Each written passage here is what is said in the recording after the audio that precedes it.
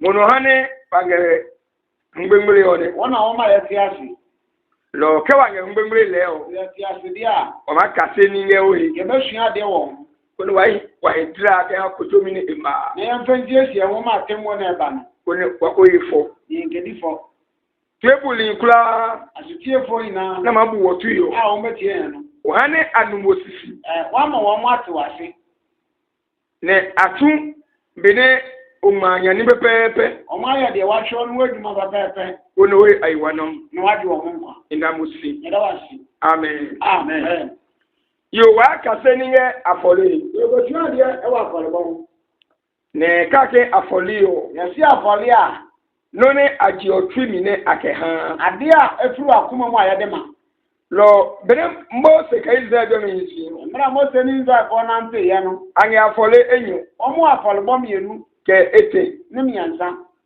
ete nyo ya pi otwimi jomi afole miansa so ne ya akoma mu du afole bom ne kaki yo leo e apio nono nyimi afole ba kore dia aya ohye afole bom ne enyo ni ohun ya pio nono nyimi afole ni enu so no so ohye afole bom lo ma ude Israel ke si o radika ke Israel ko se nyeba kemini o ma chama de ne noko fe noko obi biara no ne etwi ma joy ke makeba ya na kuma ba ji so de baba no nyewu monye lo twimi afole oji no re odu afole boni twimi afole ji akoma mu afole bodi ani chapi no nyimi ni ohye ma ukesi o radika se nyeba kemini o ma chama de ne no tuanu obi biara no ne emakeba de odi baba no ne ma je twimi a be fi na kuma mu no nyenwu monye lo afole ne je twimi faaje lo afole bo a fi akoma mu ni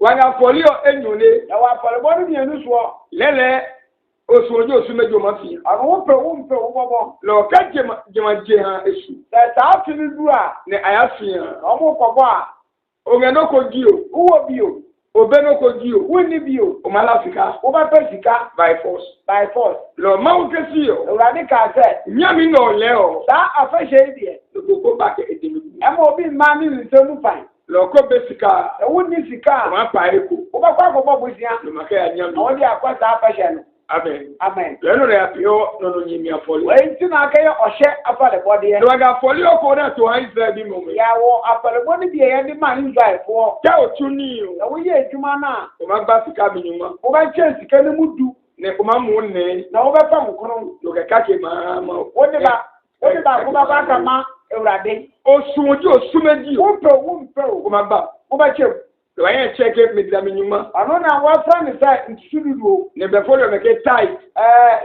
abroposi tight lo osuojo osumeji wo mpe ma gba nyuma wo ba che mudu lo ka kane Malaki wo ki ka Malaki wo mana 3:16 no 3:16 no ke oba minihi the one chen ye no sisi mawu the one is urade a piani mabo no me baba wo so hallelujah amen la fole jino nga isa do madom apale bom yen say na wo nda ko nto so ne Yesu ba Yesu Kristo ba ye no e ba chaki afori o ngba mi wa ba san apale bonani ne ewoni ne jotu mpe ofa de ofru akoma mu ne pe nene anye no no de ye o sha apale bono e ka chi wo mu wa fa ma ye bieu se afole ti woni dio apale bom yen say na America no osofo Arom ni no mi ensa so no osofo alo ne dia afole ti ndokula apale bom yen say ni na no twimi no akoma mu de tere na nyi onu ne de ye mia wo so no ake ha Aro ye de ma alo pe lo Aron jadu ni ba bi alo sum na twom ne Yesu Kristo ba Yesu Kristo aba lo ne ke okane Hebrews entina za wokin ka Hebrew mana eipago itin song mi ba mi nyume enyoka epa enti chemu ebionu nsia ake Yesu di wo sofo ni koto ma ni Yesu Kristo na ye so popeni ne ke okane Hebrews za wokin ka Hebrew mana 7:12 itin song di chemu du mienu na ede ka chake osofo yemi ati se ya nsa so fudie na le sana chake mbla samra no kura so fudie nso ya nsa lo pio Aaron osofo yemi bewu ati eno aso fudie ni ho se Yesu osofo yemi ni Yesu Kristo na so fudie na ho lo le afore kake pe ne ho ono afole baba ko pe no ma ye ne gi twimi afore aye odo ana akomomu firi afole bo lo mi dranyuma into sududu onu by force afore ayo sha afole bo ne afore o kake hungeni afole bo ne ba ko no so e ka afere gina ye bo na afiafi ko ma bo de gunyi wi kro wi nsamu pan ma le hu by force afore ono so yo sha afole bo de logodi wa ngene ne etu twimi ansa ne wo de efu akomo lo ne Yesu ba Yesu Kristo ba ye no embe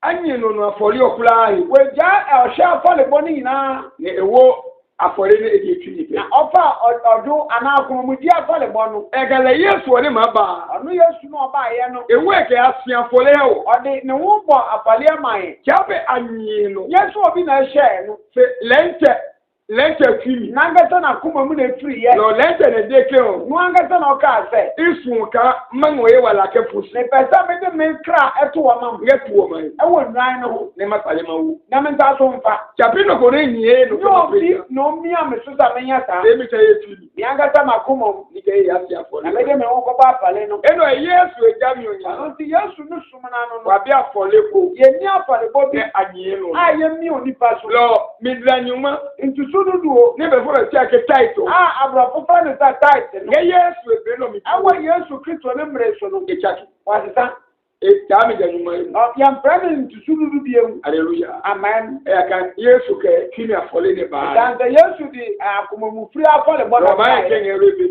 ya ba se wo ananim Deuteronomy 14:22 mo se wo mo to so num itidu na di chemi aduonu mienu mini de wo ya na ka ye ba ni kane nga mo se omi na enu no enu yenyuma ka ga kane na ji nyuma enyo ka enyo e bo ke mi da nyuma mi ka ke mla e ke nyeje nyemo ni ba ni o mi da nyuma mi ka ke to da je ya lo si o mi ai ka ke ne ya wa nyema wo to ne adale ne o yeye nyu blefo wai ke olive nu mi da nyuma mi kaka hallelujah amen mi dranyuma into sududu onu awile ochi ye ntuane na wake se awole je ye tua na afi na ga sika wi ye mfa sika ntua se ni ye ni na ke wo aduane ne ye tua lo Israel bi o me ho Israel fo no anga ni ye ni na podumi wo mo pe aduane dua lo je mo ni ye ni o me ho da aduaba no eko me ya bi o wan ebi ka ya wan eko me olive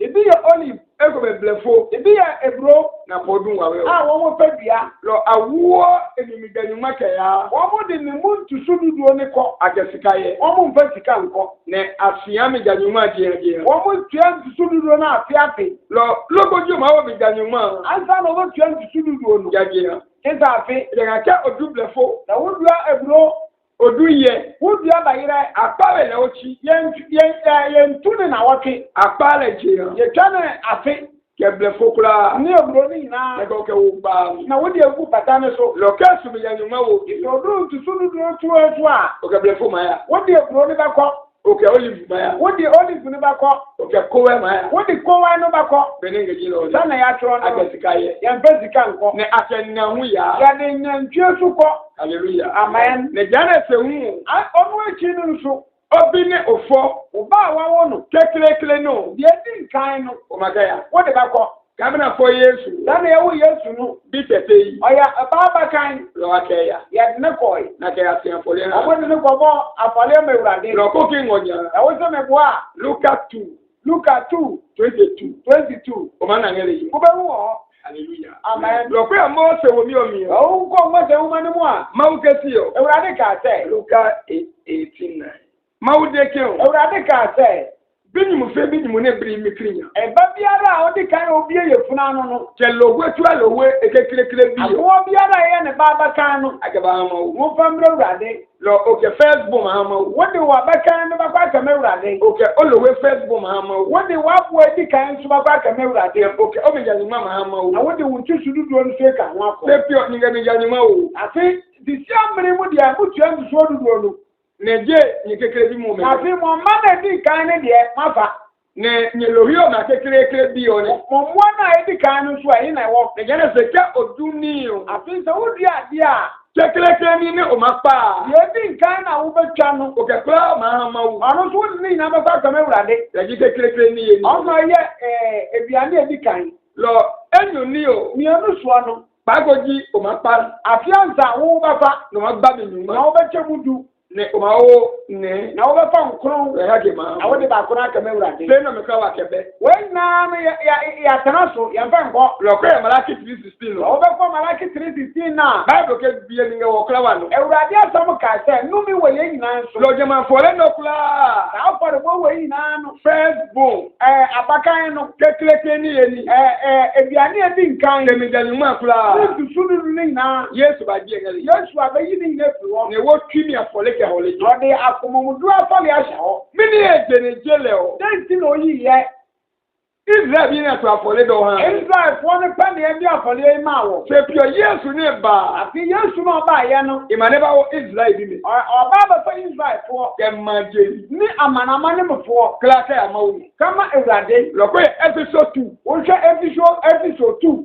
14 to 15. to 15 na. O ma na munyi no ngale. Oba hu na asam wo yi ho. Ake Yesu ba. Oti Yesu bai. E ba preju bi. Oma ma ye Juda fo. Ke majeli kla ka. Ni amanama ne mfo ina ba ko. Berenge ji no ne. Sana ese no no. Ne mo majelu wo. Wo amanama ne mu ni no. O e chowe. Wo nte. Ni ma wo o first born. Ewurade ba fo abakan. Se Israel bi pe na e cho. Israel fo pe na omo wote. Ni ma wo a first born. Ewurade fo omo abakan. Se bi wo ba chaka. Afedi ya ba frafra. Lo abe first born wo. Nti ya mfa abakan ni biyo. Abe mi jani ba wo. Omo mfa nsuo ni biyo ni biyo. Abe kekere yibiri wo. Aba di kan so mfa biyo. E ma po nya pe. Aba ya nwanwa. Se anukwale ni wo fi.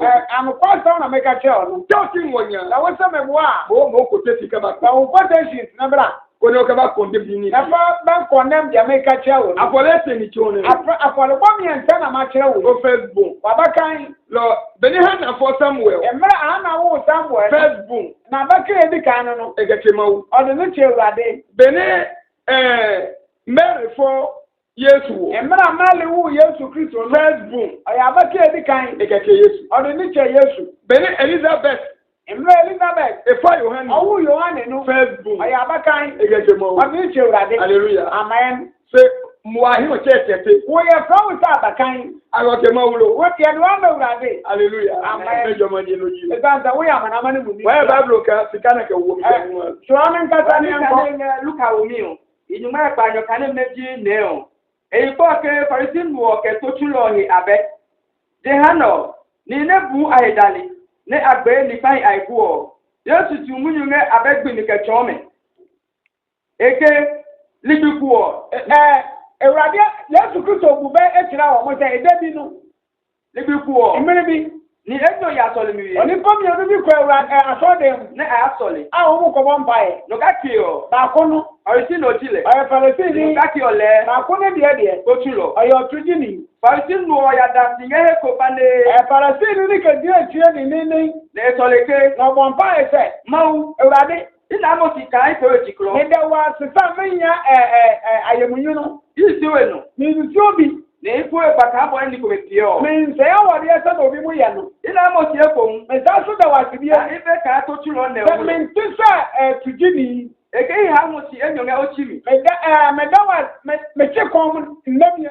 Me che kom premier nu wa na wotwim. Na iha mo ni cho ne ina mi dam nyuma mi kakaka. Me ma wo de me woni mu me nya ni na no me mu ntusududu. Hallelujah. Amen. Nyumu no na obi ja nyuma. Ema yo tu ntusududu no. Ko na nge Luka wo mi o. Da wo wo Luka wo mani mu a. Mo ko na me ja nyuma nge Luka. Man ka sa wo wu me ntusududu wo Luka. No Yesu ka se loyi. O Yesu osuani. Ni no falasilu. We yo Palestine ni o Yesu osuani. Ya bi Yesu ka se loyi. We yo nke Yesu osuafo no. Hallelujah. Amen. Lo jampi pa ko Yesu ba. Mere no apia sa Yesu aba. E ba ne ba to e asafu. O baba ti na safu. Lo e la Peter me. Iti o pese Peter no. Yohane no. Yakobo me. Yakobo no. Ne wo etuom yo ke hame. No de na church ne ma wo. Lo Kristo ejami. Kristo somo no. Kaseli o na nye Yesu si. Esuafo no mo di Yesu achi no. Be na fia ga masu. Wo mo no mo di si wo. Hallelujah. Amen. La ti do ko tumi ga nyinga imu. Wo mo biara ni wo kan sududu wasam. Wo mageli mpo. Ya mo ma na ma ni bu fo no mpo. Bọ́ọ̀lù bọ́ wà ìmọ̀dé wà bẹ́ẹ̀. Bọ́ọ̀lù bọ́ yà wọ́n mọ̀dé ní dédé. Ìdí mi jẹ́ nígbà yìí. Wà kàn ti súdúdú wọn àtàn. Rọ̀bìlẹ̀ nígbà ní ẹni náà kẹ wọ́. Ètò súdúdú ọmọ ẹbí adé ni ẹbí tiwa. Hallelujah. Amen. Matthew 23:23. Matthew 23:23. Ẹ̀hẹ́n wà yẹ ìjà nígbà kó ngẹ́lẹ̀. Yẹn kyẹ́ ti súdúdú níbi sùn ọ̀họ́. Lọ́kọ́ bá nàngẹ́ New Testament. Ẹ̀wọ́n bẹ wúrú wà pàm fúfurú ni mu à. Lẹ́yìn òde kan Old Testament yìí. Ẹ̀ka kyọ́ sẹ́ Matthew náà kọ̀ nù ọ̀yẹ́ Old Testament. Lọ ó lè kàṣà Yéṣu kàtẹ́lì. Ọ̀nyẹ́ Yéṣu èsùnàfọ̀ nù. Lọ Yéṣu kàtẹ́lì ọmọ ẹ̀. Yéṣu èsùnàfọ̀ nù. Nàìjí kàtẹ́lì nyuma kẹ́nyìn ní ẹ̀. Wọ́n mọ̀ ọmọ Yéṣu àfọ̀ bí mìíràn náà Yéṣu tàṣe ìyẹn nù. Hallelujah. Amen. Lọ́kọ́ yẹ Luka 6:12. Tàwùjọ Luka wọn máa ìdí nkyẹn mẹ́ẹ̀dì mìíràn náà. Ẹ̀dùn mìíràn náà. Ọmọ náà kàtẹ́lì nyuma kẹ́nyìn. Ọbẹ̀ wọn náà Yéṣu àfọ̀ ọdún mìíràn ní ìnáà họ. Ní ìlànà. A ọ̀tẹ̀sí wọ̀. Ẹ̀mẹ́nà àwọ̀ jáde yìí ọ̀kẹ́ bá. Wọ́n nà ọmọdé ọ̀sùnmọ̀ fún fúnra mi báyẹn. Ẹ̀tí bẹ̀rẹ̀ mú kúrúnkúrún bá. Deɛ ɛhyɛ mu de ne sɛ sɛnɛ ahonkɔnkɔn ne baayɛ no. Wà nà jáde yìí ọ̀ ní kyẹ́nìkyẹ́. Ní ẹbẹ̀ wúnọ̀ ọ̀sùnmọ̀ foforɔ n'ankasa. Lọ́kàdé kìlọ̀ bọ́ fọmà wò mí ọ̀mí. Òfurufú asomafo wɔn anim kɔ no. Lẹ́jọ́ ni mú kúrúnkúrún tún ní. Wɔn ahonkɔnkɔn ne yɛ adwuma ne wɔ. Wàgànà Yéṣu àtàkùn. Ní ɛde wúni Yéṣu asafo no. Lọ Yéṣu dé mi kẹ́ o. Yéṣu Kristo kaa sɛ. Ìyẹn ní fún de pèrè má dé yìí. Mi wɔ nneɛma bebree nka mɛka kyerɛ mo. Nyẹ bẹ́ẹ̀ ni má pẹ̀tẹ̀. Nanso mo ntumi nkuro mu sisi Yẹ a. kàtẹ́lì. Emesuafoɔ. Fèkì wù. Nanso mi kɔ a. Ní mú wọn bá. Ahohom ne ba. Ẹnẹ bá tún yìí lọ fún. Àwọn bá bɛ kyerɛ mo deɛ ma nkyerɛ mo ne nyinaa. Lọ bẹ̀rẹ̀ Yéṣu Kristo ẹ̀yẹ ọ. Mmerɛ Yéṣu Kristo wɔ no. Ẹ̀kyẹ́ kàtẹ́lì ọ̀mí náà fa. Ɔkyerɛ esuafoɔ ne fa. Àyẹ̀wà.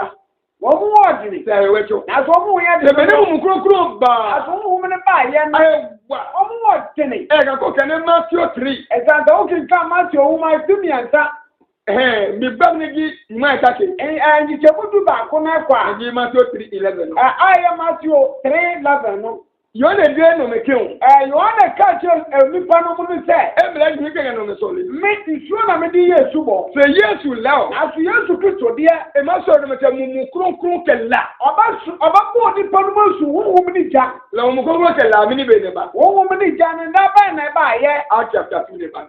Àsùnmáfọ̀ wọ́n máa ti mìínú ẹ̀kọ́ náà ẹ̀ bá yẹ. Lọ Yéṣu jì. Yéṣu kọ̀ yìí. Lọ́wọ́ ni mumu kúrúnkúrún kẹ̀lá. Àtàná wọ́n wọ́n mi ní ìjà no. Àgbàsọ̀rọ̀ kàtẹ́. Yẹ́nì bọ́ pé ìṣúyàfọ́ ní sùn. Lọ́kọ́ kẹ́ndé Acts chapter 2. Sàwọn kíkà àsùnmáfọ̀ ìtúmìyànú náà. Akíní kò yẹ máa yí kàn lálílẹ̀. Ọtí ìbíbínú bẹ̀ tí wọ́n ti sẹ́ ìjà sàkàràmá. Ní mumu kúrúnkúrún bá. Àwọn ohun ní bá àwọn mú sùn. Lọ kẹ̀kẹ́ nínú Yohane di o.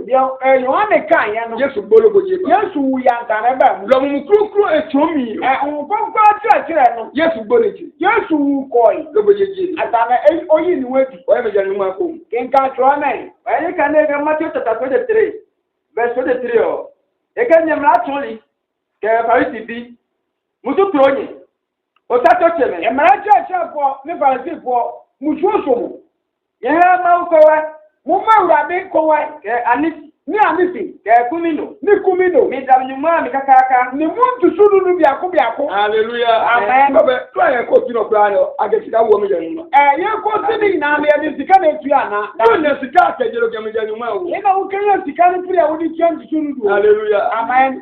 Lọ́kùnjẹ́ máa wọ́n sìká kẹ́ omi jẹ̀ nù máa. Àìsàn náà wọ́n ní sìkà bẹ́ tiẹ̀ ntùsù nínú ọ̀nà. Lẹ ẹ̀kú ọ̀sọ́lẹ̀ tún wọn yà. Ẹ̀bí à àsọ̀dà dan no ke hene ogie ke ba so re nchumu ebi a baby a wo free e ba so dan no eke na no ewa ne obeni matiro ni o ke ba wo tumi nsua aduane ne ma ne o madua na wo beton do ke sika ma na wo di sika na baba se nyam na nga so re nchumu e wana obu a so dan no wo ne de nyam ma mi hene so re nchumu e ewo man no baby a so dan no wo no le ni eni so wo de aduane nko a lo be jani ma pio ni eni fu ntusunu du ne de ne aduane no do ke sika bo ni sika ketua bi se pio ka wa so re nchumu na so si ate kwa so dan mu a ona ne ko ne he iye bi jani ma wa wuru obi okita bayira ntusunu du oda makani mi jani ma manka ne ntusunu du agbere mi jani ma banki ntusunu du blago mi jani ma ebro ntusunu du ke wa ya wo ko amayo mu sa wo budu ko tuo fa ya ba sere aya ka agba envelope wani ezan sa ya tien group amamu na ko ke mi jani ma wo ne se fam ntusunu du she ko ko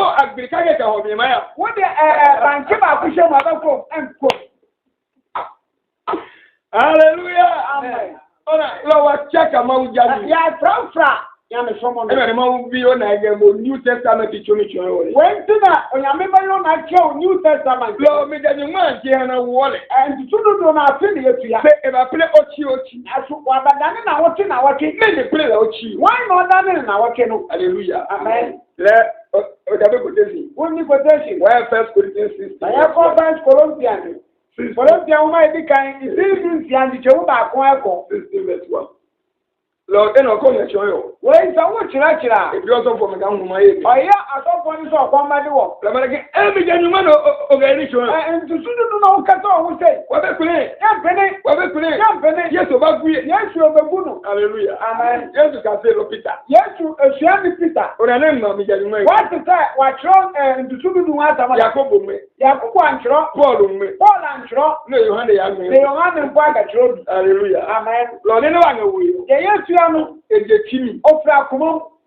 kimi afole oya kumum ba afole bo ya to mi ne pakasika ge no wuyo me chira wo de ona muti a edi sikatu ya no ege mi ni okadan wani kan nga First Corinthians chapter 16 verse 1 eyi po ke Korinto atapo chusika ne ka wo ba so obi kan itidin je je wo ba kwa Kristo atapo chusika itipone si Kristo atafunu didi sika ne akanye Kristo se nye lipai ano wo mo de se Kristo echidi fo no so ege diano le afi de hasu ma de noko e ba na ka bibi nga sika na nye toro nye matum kama ne ni konkro me nga Jerusalem o e wo sika ma mo adu mu po da mo ba didi aboa akonkron fo no Jerusalem no none icho atapo me ne Galatia dia me church atafo Galatia no de apio da wo mo ya no nye unye peja no o so mo ya sara ege da ochi mkekreke ni pio de biara na wo tue edi kan no sika na nye ti no twa no nange ochi omio sika mo ntomu biara nya na wo twe no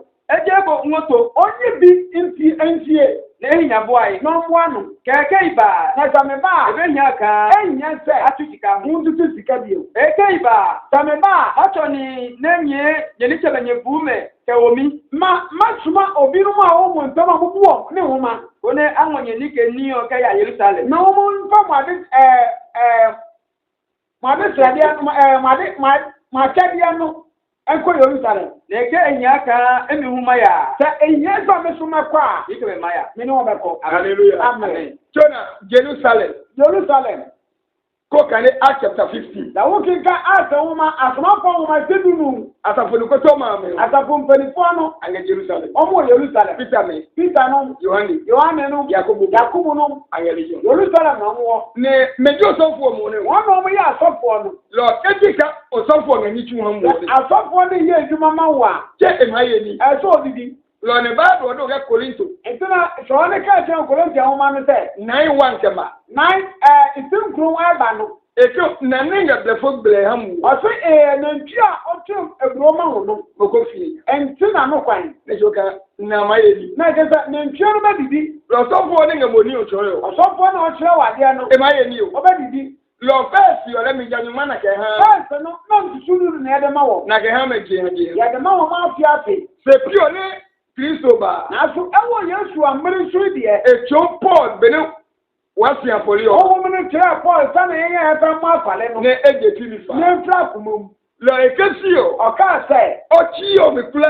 Na wọ́tú ní ìnáà nọ. Nínú rẹ̀ tún rẹ̀ ochi omi. Yẹ wọ́n yẹ wọ́n na wọ́tú ní mú ìyẹn ẹ̀dùnmọ̀ àwọn yẹn ní. Sika náà máa ná kẹ́jẹ mi. Sika wọ́n bẹ nyẹ firi mu nù. Mo kọ́ jẹ́ mi mọ́. Mẹ́rin tẹ́ mu dùn bìẹ̀ mu. Kọ́ ọ̀há gbá mi yùn mọ́. Lọ́wọ́ kẹ́kẹ́ mu dùn à. Ẹ̀ á pé by force of all. Ọkẹ́ yẹ ọ̀ṣẹ́ afọ́lẹ̀bọ̀. Mo jẹ́ èkó. Wọ́n jẹ́ yí bì. Mo jẹ́ èkó. Yìí mú bì. Mo wọ́n lè kàn. Wọ́n sún ní wùsẹ̀. Dápẹ́ yà kẹ́ president nù. Lọ́wọ́ kẹ́kẹ́ president adìẹ. Alo ma ṣe nù. Anásọ̀ òhìnrí adìẹ à. Lọ àhárẹ̀ náà yà yà. Wọ́n mọ̀ náà dì fún à. Ìgbà bẹ́ẹ̀ jọ. Nyẹ́dẹ́rẹ́ ǹjẹ́. Wọ́n lẹ̀ pápá. Lọ́wọ́ mọ̀ ní pápá. Ìgbà máa jọ. Ẹni bá dé òun. Lọ àkọ́ jẹ́ sika èkó. Ọtí yìí sika ní mú bì. Ní oyin bua. Ná bú àná. Lọ kẹ́sù bẹ̀ náà àṣàlẹ̀ awọ́sọ fún mi yìí. Ka èyàn sẹ yẹn kó tua yẹn kama asọfọ ni bibi a. Ní ayé ni. N'omu fẹ́ di bi a. Jẹ̀mọ̀ sika náà ngẹ̀yẹ̀ bua yìí. Ghana ó bú àná nù. Nù ngẹ̀ kó jẹ́. A wúyí bi nù. Àkyẹ́rì ẹ̀mí jẹ́ nyuma. Yẹn fẹ́ ni tutu dudu. Àkyẹ́ lẹ̀kẹ́ mo jẹ́ èkó. Yẹn fẹ́ ni sẹ yí bi. Èyí ti ẹ̀ àpìyọ́ mo tó tì mí. Nna akẹ́yẹ sẹ ètò àkómọ máa fọ́ rẹ̀ bọ́. Lọ wà àkyẹ́ lẹ̀kẹ́ ní kèmí. Yẹn fẹ́ ni akyẹ́deẹ. Ní àmà bua yẹn. Yẹ bọ́ bu àná. Na àmà ń gbàtẹ́ fún omi nù. Yẹ bẹ́ tún àtọ̀ wọn máa so. Na màkẹ́ lá ní kòmẹ́ ní ayé àsàfò sika. Yẹ bẹ́ yìí sọ obi nígbà wọn mú ní àtàfùtìká. Àgà ní kòmẹ́ àsàfò sika. Ìtàn sọ obi nígbà ní àtàfùtìká nù. Àpìyẹ́ lẹ̀kẹ́ gàlí gẹ̀ síkìrì. Wọ́n máa yẹ ní sẹ́ gàrí ní ṣúgà. Nà ń pa. Ní wọ́n mú nù. Lọ jẹ́ máa tọ́ ọmọ gẹ̀ sika bẹ́ẹ̀ mi. Lọ́wọ́ ti pa ni ẹ̀fọ́ sìkà wẹ̀ yìí máa wọ̀. Lọ àmàkẹ́ ní kòmẹ́ ní àpẹ́ sika. Yẹ ìmọ̀mọ̀ wọn náà wọ́n mú bọ́ bọ̀ sí à. Na àmà ń ma sika kẹ́ fún omi nù. Wọ́n bá tíọ́ sìkà náà tó wọ́n máa so. Na àmàkẹ́ hàn ní. Ní wọ́n mọ̀ ní bá kọ́ àkàmà Àmàkẹ́ wọ̀. hàn sọ́fù Wọ́n mọ̀ ní bá kọ́ àkàmà àsọ̀fọ̀ ọ̀nà. Àmàkẹ́ yà àyè nù. Wọ́n mọ̀ ní bá ṣe ọ̀mú. Na àmàkẹ́ yà ní ilé ìsinmi. Wọ́n mọ̀ ní bá ṣe wọn náà wọ́n wá ṣírí wọ̀. Ẹnna ìrọ̀bà ní àsìká ni. Wọ́n ti ní yẹn bẹ́ yẹ sìkà. Lọ àgẹ̀ pé o kí o kí o. Ní ẹyẹ nà ọkì nà ọkì nà. Lọ àwọn òbí jẹ́ ìmọ̀ kẹfún Ní ni. ẹni ntùsù dúdú àtùsù. Lọ wàgẹ̀ máa ń lọ. Yẹ dà bẹ̀ wùràdé. Lọ àkyẹ́rì ẹ̀mí jẹ́ ni. Yẹn fẹ́ ní ntùsù dúdú o. Àkyẹ́rì ní kèmí. Yẹ fẹ́ nà ní kyẹ́. Ní o máa jẹ́ èkó. Wọ́n bẹ́ yí bì. Ní ẹ̀yẹ Yéṣu jáde ẹ̀mí o. Awọ́ Yéṣu Kristo súnmọ́ ní. Lọ sí òbí jẹ́ ni wọ́n bẹ́ wù. Àfi ntùsù dúdú ni wọ́. Mo jẹ́ èkó. Yí bì. Hallelujah. Amen. Gẹ́gẹ́ ìjọ otu yìí. Ní ètò àkúmọ̀. Hallelujah. Amen. Mini èjè. Dẹ́ntia. Wáyé ní kò ní ìyànà wọn. Dẹ́ntia bíbí ẹ̀kọ́ ọ̀ṣọ́. Acts chapter 5 Acts 5. verse 1. Noko ní èké ẹ̀ adùn ẹ̀dùgbọ́n. Òbí náà sí ọkọ̀tọ́ náà dáàtì. Méjì Anania. Ayé Anania. Kẹ́yọ̀ Safiria. Nínú irin Safilia. Àkàmọ̀ ẹ̀dùn ẹ̀dùgbọ́n. Wọ́n mú sún bá tún àdáṣe nù. Nàmá ó sìkà àkúrà kẹ́bà. Wọ́n mú di sìkà ní iná bàbá. Ó yàn nù. Wà nù yìí. Ẹ máa jẹ́ sàmì ẹ̀mú. Ọbẹ̀ yí àtẹ́mọ́ nù. Làkàgẹ̀ sìkà àkúrà máa bà. Ọ̀ṣun wọn mú di sìkà ní iná bàbá. Àjọ ẹ̀dùgbọ́n. Wọ́n má tún àdáṣe nù. Bẹ̀rẹ̀ sìkà kiri hàn. Ẹ̀mẹ́rẹ̀ sìkà ní sún nù. Ìbàkà àmàwò kúrà kẹ́wò. Wọ́n mú bàánù sẹ́ wọ́n mú di ní iná bàkọ́. Gẹ́gẹ́ àbẹ́ báyìí fún ọ̀sán fún N'ẹ̀jẹ̀ sọ àkẹ́yẹ́ ọ̀ṣẹ́ afárẹ̀bọ̀. Ṣé anyéwé náà fi? Wọ́n mú ìtùbí àyẹ́ nìta. Àgbo. Wọ́n mú wùrì. Wájú eke mi ni. Nǹkan àtúrọ̀ náà. Wọ́n ní kan ní ẹgbẹ́ kò bá omi o. Ẹ̀dín nǹkan àtúrọ̀ náà wọ́n bọ́ fọ́ọ̀mù ma. Yẹn nu kan ní ká kẹ̀ kílẹ̀ sí. Ìtì nù mú tìtì mú bàá kọ́ ẹtì fò. Èyí fọ́ kẹ́ Anania kẹ̀ Safira. Tùrọ̀ ẹ̀mí tí pọ́nù tí Anania ní Safilia. Ṣé ni mo kò ní àtẹ́lẹ̀ Anania? Bẹ́ẹ̀ bá bí ẹ fẹ́ sọ Anania. Kẹ̀ ẹ̀yọ Safira yà sí wa pẹ̀tọ́ yìí. Ẹ̀kọ́ tó wọn bó jẹ́ pàdé. Anania kẹ̀ sika ní ẹ̀ná mi fan koto. Anania di sika ní onye ẹ̀ ní mú bì esi èyí. Ní eyu ọ̀hún lè hẹ́ Na ní yẹrẹ ní sùn ní mú bì. Ní ẹ̀kẹ́ sika mi fan ní fi ọba ha pọ̀pọ̀ mi. Ọ̀dì sika ní di ẹ̀ka yẹn fọ́mọ̀ ẹ̀ka yẹn bẹ̀rẹ̀ àbọ̀fọ̀ nù. Kẹ̀kẹ́ ní Petro dẹ̀ lẹ̀kẹ́. Na Petro kàtẹ́.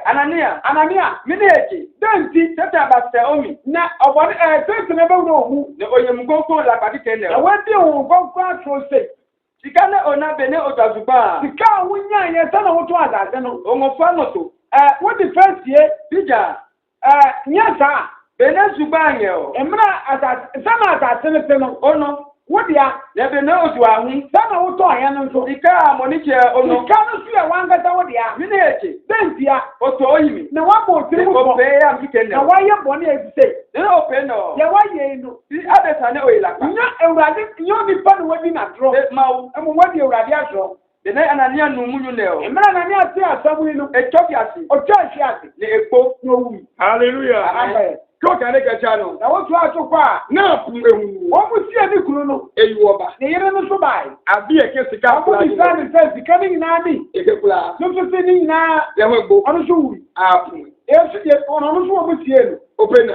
wate Tuna zùgbọ́n asase no Peter kì í sí o. Petro kaa sɛ Tàbí àtàkùn nù. nyɛ asafo ne dea Mọ́tò nù. ɛyɛ wo dea ne sika no adua ho sika na wo ko to yen na na wo to yen no data fo no nya za asapre dia ono ne so ya wo dia station odekesi aso ka sai o ke kura ma wo di ni na baba se no duata wo to wie ye no no ma ke ba wo di baba no sika ba ye hamu sika na ba do so ama lo obanaka wo be wo se ko wo kura ke ba da wo di ni na ba ego homa ye oji okoma di wo lo otwi ngo san wa ko wo hihyew ne abunsa ne beja abon sam na ye na da lo ojeku olifa eno yi we ntino cha wo no mlo nye ye no wadada ono mu wadada on konko eno yi o mabo we ntu be wu obebo owi hallelujah amen ona bere ya o da na te lo ke ko ga mi janyuma wo and da wo tu tia ndu sudu do ingo bi se onye wo right lo me bi sa wo se tu tia no wo krom onye wo anu kwale ni o tia no wo krom dia le o ja yi mu gogo la pa na wo ndi on konko na tro sika mo nto le kan wa na da wo ni mu sa onye no wo la nu kwale wan tu ni tia no krom a onye check mi da nyuma o fa ni tu sudu do dia onye ma wo wo di se ura ke ne malaki 3 na raki 3 16 no Ege o fu wa tan hallelujah amen lo yesu ewo hejo mi aforika Yesu di odu afole mo na ba ye Christians by one lo ejo twi enfu akomo no si enfole na bo afole ne mo ma ngo ne na ewurade ba di ne yesu be no ewo Yesu mmiri so hallelujah amen so ga ke anani adeke o da Anania ka sai ke izazugba da me to azase no mamu eko ke la si afole ni bi baba bo pa afale a e ja bebo anko wu anko anya bo ne so ge kura baba na so ti odi ni na baba ne je eko oyi bi no eko wewu lo me janyuma nti sunu duo no ni ga de no me ka cho mo to le ko wila nu pa anga da wudi mu pa sai nya no krom no wuti no ga che mi je na wo friend sunu ma wo no ga sisi onya me na wo sisi no ati se wele o ni sisi no hallelujah amen wa eko wa ni ka ne ga fiala o mi o ya kan ka Ecclesiastes chapter 5 verse 1 o ìdìjẹmú ìtìnú ìdìjẹmú baako ẹkọ. èyí pọ̀ tó èkó sọ̀kẹ́ ò máa ń sin. ní pípọ́ ní sẹ́ òun yẹn ń tẹ́mú iṣẹ́ òwúrọ̀dé bọ̀.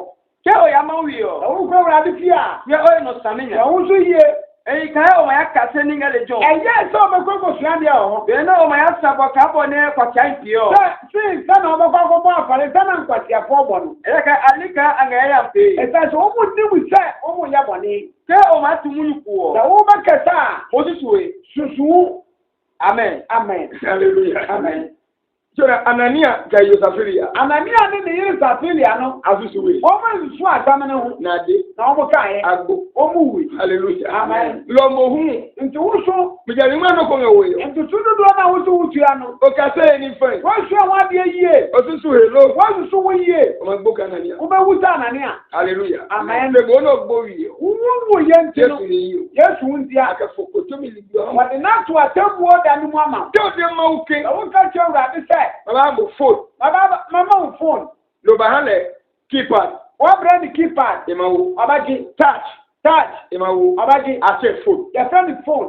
Kó dé máa ń ké. Wọ́n kàn ṣe wúrà bí sẹ́. Máa mọ̀ touch. Má bẹ̀rẹ̀ wò touch. Lọ́wọ́ keypad bá hàn Àwọn lẹ̀. ní keypad bẹ̀rẹ̀ náà wà dáadáa nù. Wọ́n á ní kó mu lọ. Wọ́n ti sí nù. Lọ́kọ́ kẹ́ òkú máa wọ̀ mí jàdùn máa mọ́. Àwọn tó bá tó ẹni sunu ló abẹ́ wúrà dé. Kẹ̀kẹ́ nẹ owi ẹ̀fọn yìí. Wọ́n tiẹ̀ ní fẹ́yà. Ọmọ gbó. Wọ́n bẹ wú. Lọ́sọ̀pọ̀ mẹ́ká yẹn sùn mi jàdùn mọ́. Àsọ̀fọ̀ ni sàǹtì sódùdù nà mọ́ pẹ́à.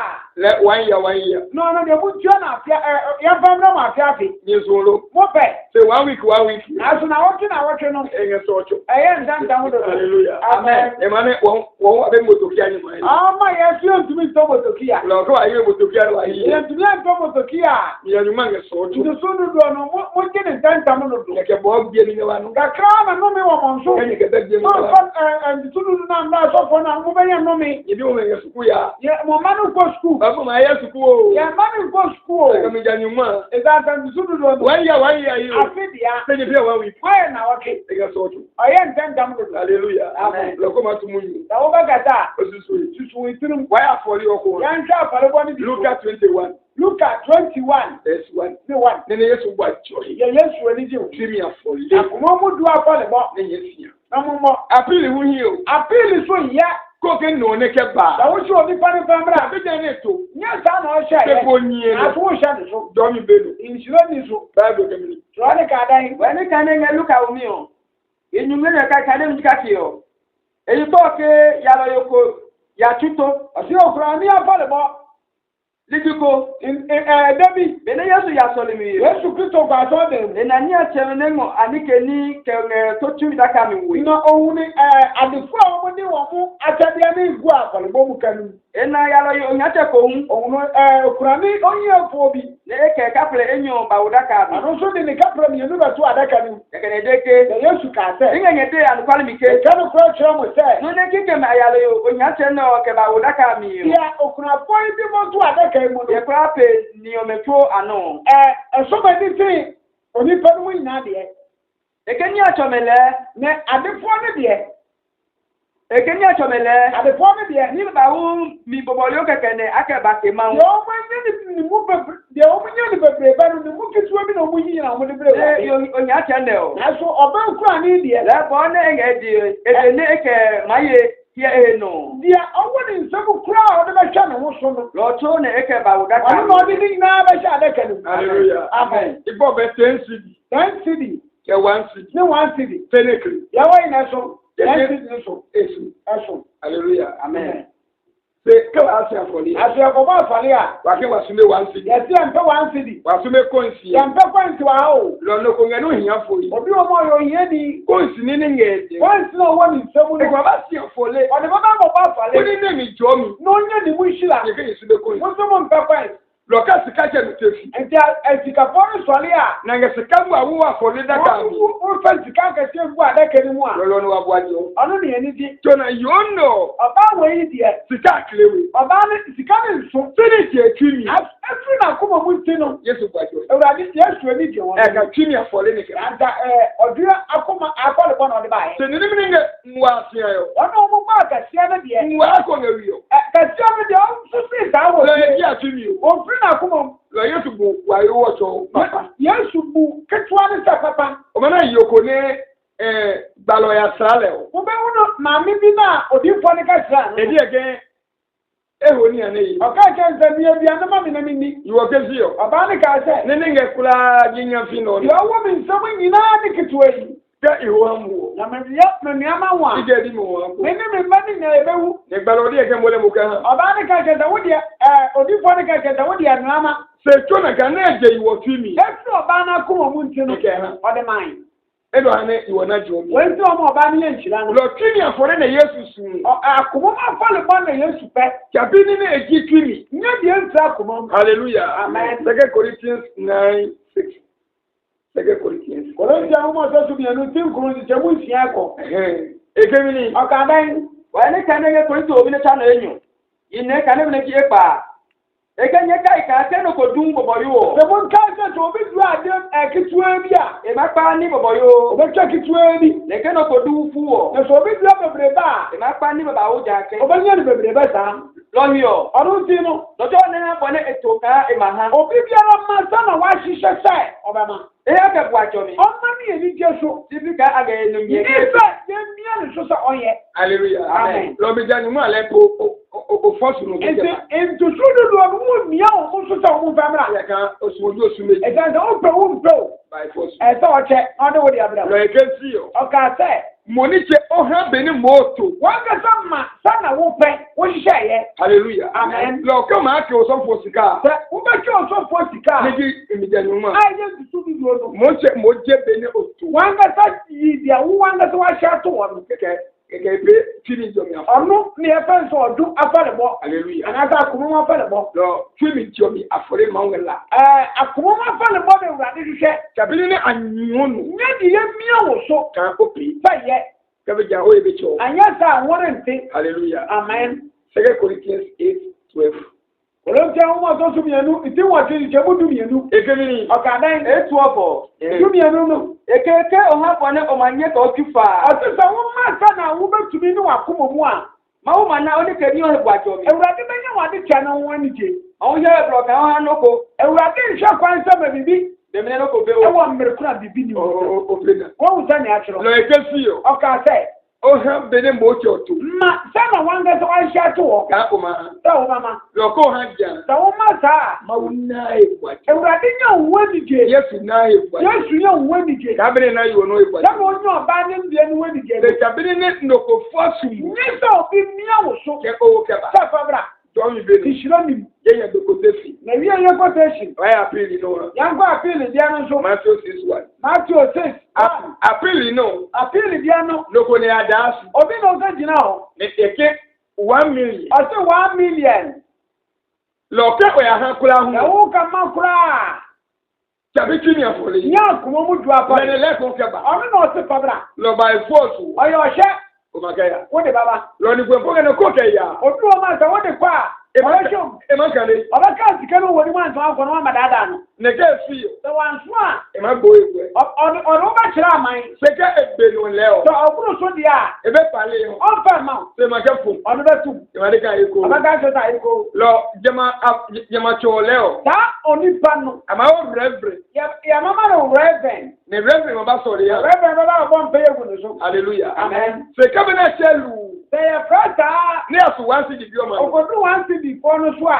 Le member ni ma so re ya. Atafu babi na oba bo mpa ya mo. E ye bi ke jomi one.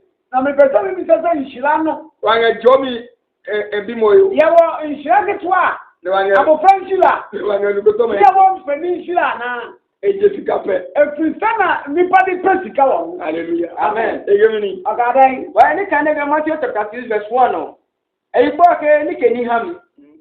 E ke ni chu papa na ta tu mi nga nyama uja mi. Aso adwuma pa sasa mo ye e wo nyame sumu no. Ye ya sami enye ko tu nga ma hemi. Mo hwe ni ye no ma ye wo ni pani. Na ni ba na ni. No ni pe me hu. Kenye pe ekeke ye pio. Kenye pio. Kenye pio. Ekenye pio. Da mo ya. Lo le. Ono de de. E be yo ko nga nye chele nga yo yo ngo. Mo nya go tu biara wo mo gana wo so no njan. Lo hiyo. Ono ntino. Ke o ma ke no. Da wo ba cha dia. Bo pele ho. Ma nye ho. Apo ne o sa to to be pio. Mama Nga nya pe. shome fo yi no ye e wo nsori de mu. Ke gba digbe me e gba nya no. Ne monte so no. Apioja. O mo ye sa. Ore ni ne je ayi. Na oni pa yi o mo. Inga ye je anu kware mi ke. Ne ka wa no kura mo cha mo sa. Anesu ahyo no momo. O mo ta ko wa ko tu adada. Se bo le ko ma ke no. Aso wo dia dia ja wo kwa ya. O ha no hu ni je de po ne ele. Mama wo dan funpo ehu. Mo ke no le labi mi.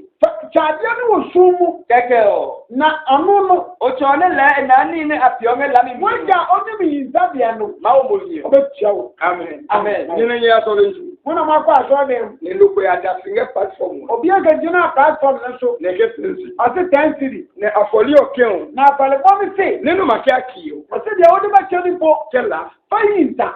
Nínú ohun ẹ̀kọ́ nà. E ma wo dan funpo hu. Ní akéètì ń sidi. Ni ase 10 city. Gbẹ̀rẹ̀ kó tẹ̀sí ní òyà Ba ayé. wo so ni awo ko no. Nùbẹ́ni òní ká tẹ̀ ń sidi. Obi a ni mu sa wo kita 10 city ana.